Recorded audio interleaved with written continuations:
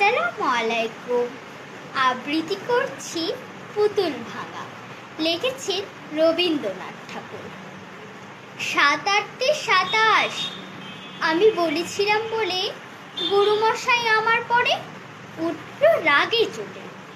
মাগো, তুমি ৫ পয়সায় এবার রথের দিনে সেই যে রঙিন পুতুলখানি আপনি দিলেন কিনে।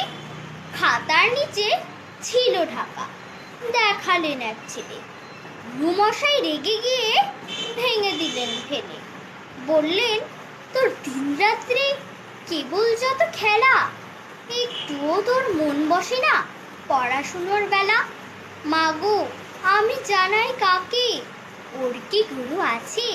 আমি যদি নালিশ করি এক্ষুনি তার কাছে। কোনো রকম খেলার পুতুল নেই কি মা ওর ঘরে? সত্যি কেউ একটুও মন নেই পুতুলের পরে? সকাল সাজে তাদের নিয়ে করতে গিয়ে খেলা, কোনো পড়াই করেননি কি কোনো রকম হেলা? ওর যদি সেই পুতুল নিয়ে ভাঙে কেহ রাগে, বল দেখি মা ওর মনে তা কেমন তর লাগে। ধন্যবাদ সবাইকে।